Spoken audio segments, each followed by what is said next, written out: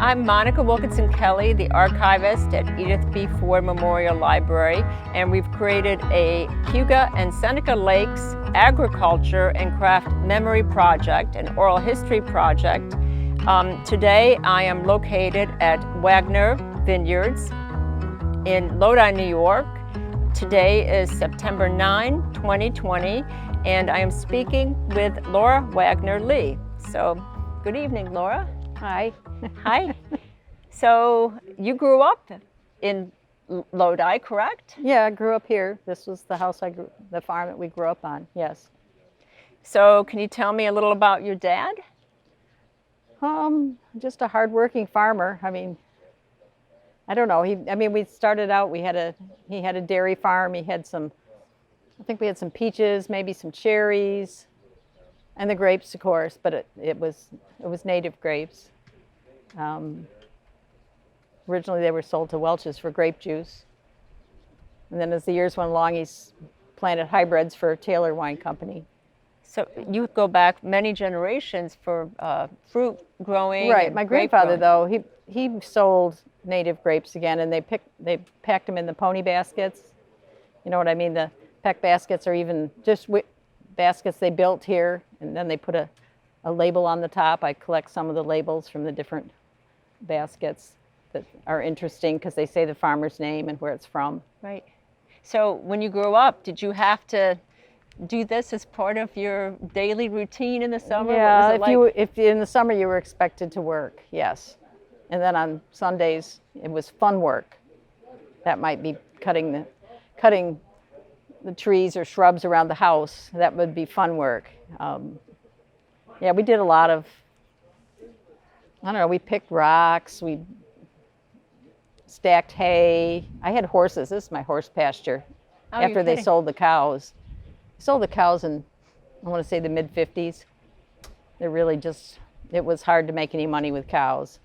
So the estate vineyard that we're looking at right now, which is overlooking Seneca Lake, was this all your family's acreage? Or yes. Did your dad buy additional over the years? Yes, and this would have all been fields. There was one old vineyard maybe over here that got taken out quite early. And so this would have all been fields. There were no grapes here. And over here in Kaywood, you can see that vineyard. That was my grandfather's, we called it a steel post vineyard. It was Concords. And my dad took those out and planted some Chardonnay, and then a few years later, John took the Chardonnay out and planted Riesling. So now that's Kaywood West. Okay. Now, your dad was Stanley? I've seen Stanley. Yes. Oh, yeah, there's a story with that. Let me think. My grandmother wanted to name him Stanley, and my grandfather wanted to name him William.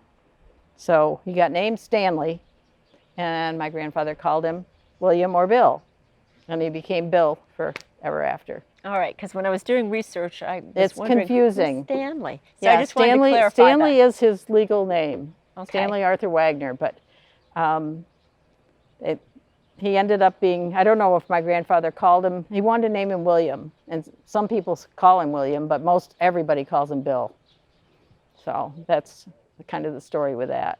Okay, so you said earlier that you went to what was Ovid High School. Right.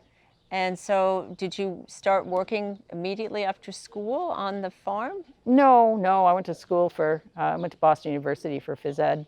Oh, okay.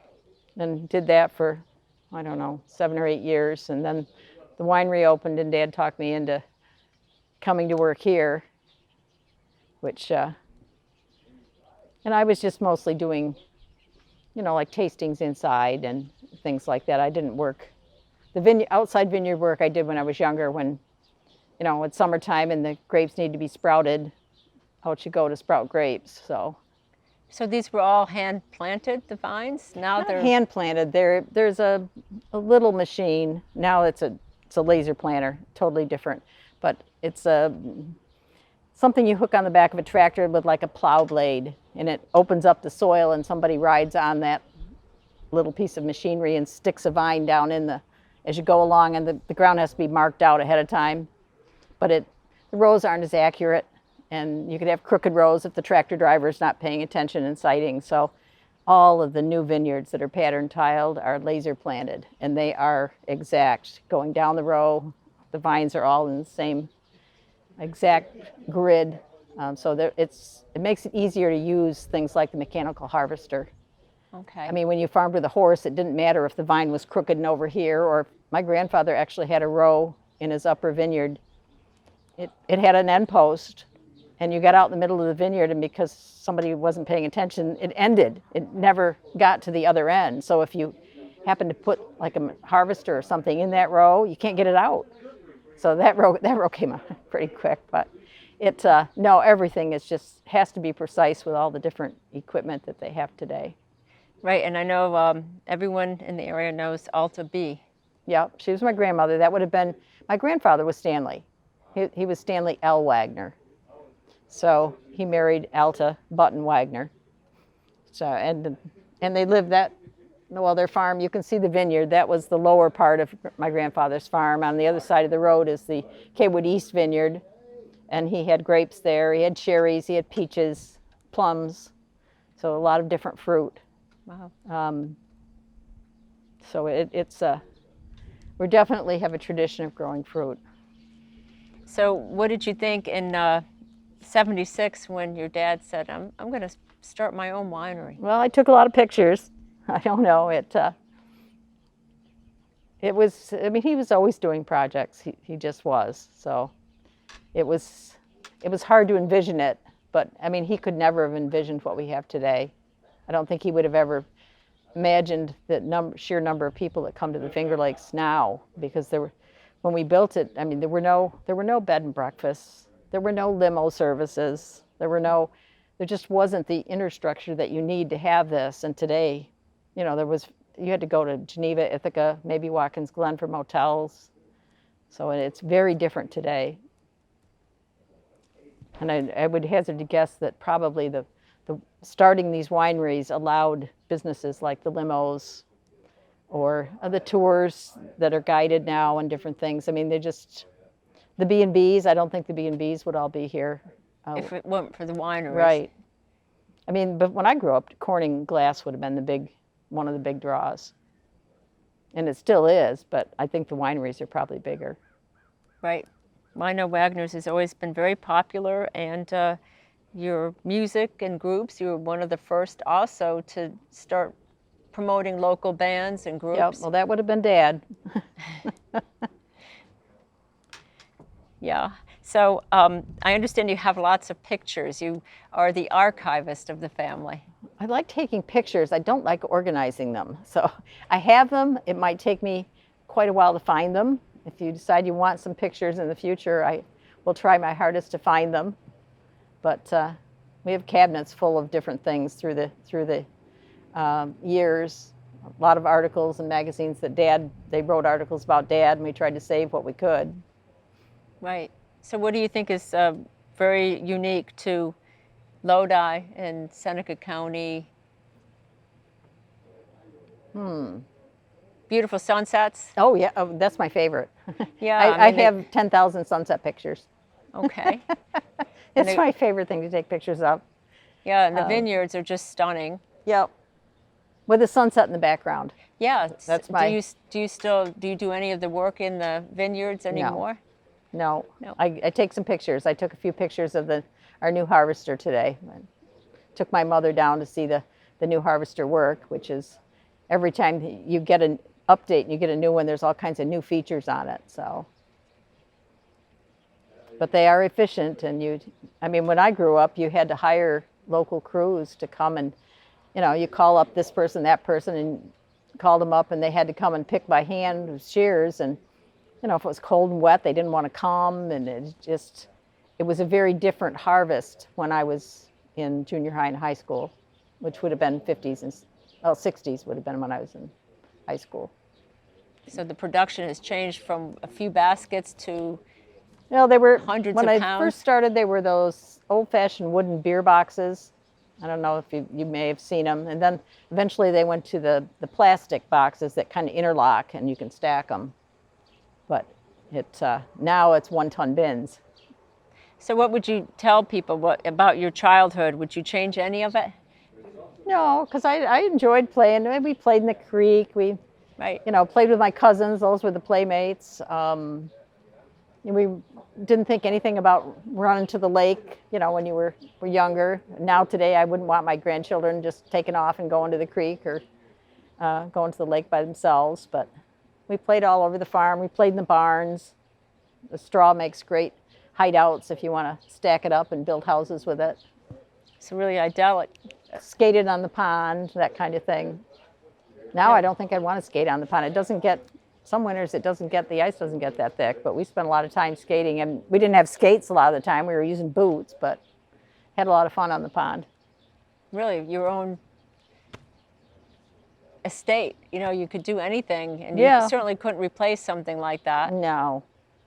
No, the kids today, they just have so many more, I guess, worries that we just didn't. And we were close to my grandparents. I mean, my dad's parents were right down here in Kaywood. My mother's parents were on the other side of Lodi, right there on Town Line Road as you're going out of Lodi. And they had sheep, so you got to go experience the farming on that end, which was nice. So you have all different experiences in Oh, yeah. farming, Yep. your family. Do you know about when they came to settle here? Grandpa had, let me think. Hans Wagner came, I think, from Denmark. I think they came to maybe Baltimore. I think he was a tailor, but that's a long time ago. I can't give you any dates. I'd have to have my written genealogy down on that. And the Van Vliets, same thing, they're farmers. I'm not sure. They would have come, I think, from Netherlands perhaps, but I don't know how many generations of Van Vliets were here. It's a common name that you see throughout if you go back in the different books that recorded farmers' names and such. I can find quite a few of them. My mother had one of her, would have been her great-grandmother, was a Marsh, and they had a farm in Sampson. Okay. That got taken for World War II. And I'd like to walk in Sampson and just try and figure out where the Marsh farm might have been. I think I know, but I haven't ever seen anything in print that shows the farm. And they would have grown some fruit there too. I'm not sure what, but. Right, there was a big grape vineyard in Romulus. Candea. Several really big. Oh yeah. Yeah. That would be Vineyard Road. As you go into Sampson, the other road that goes to the east was Vineyard Road. Because I have, I think, at least 3, maybe 4 generations of Marshes that are buried in the Candea Cemetery. So there's a number of ancestors that had farms right in that area, went to the church. I'm still upset that the church got moved and eventually fell down, and now it's gone, which is really sad. Right, I heard that, and the naval base. Well, they moved it to Ireland. Someone took the pieces and moved it to Irelandville, and it was Okay. up for years and years. Just within the last 2 or 3 years, I mean, the roof line was sagging. I mean, it was. And then I went up one day, and all that was left were the pillars, and now they're gone. So I don't know if somebody took them. I hope they saved them, because it was a really neat old building. Well, I know your dad was certainly one of the most innovative people. Oh yes. He was always coming up with new ideas and Yes. really was a pioneer in both the wine industry on Seneca Lake and the beer industry. And so, Well, he wanted people do visit the winery. They kind of get dragged here by their group they're with or their spouse, and he thought that having the beer would be, and then you do see people split at the front door. That some of them will go to wine, some go to beer. no, it's great. And then we make our own grape juice. So that there's folks that come in that don't drink either. They can buy grape juice and take it home, and the grapes come from our vineyards. And root beer. Yes, they do make root beer. Yep. So, And there's a lot of parents that'll buy a growler of root beer to take home to their kids. They left them home for the day, and they'll come in and get a growler to take home for them. well, I thank you for your time, and this is such a beautiful venue, the Wagner family vineyard in Lodi, New York. And thank you, Laura Wagner-Lee, for your time. You're welcome. It's been a pleasure speaking with you. And again, this is Monica Wilkinson Kelly, September 9, 2020.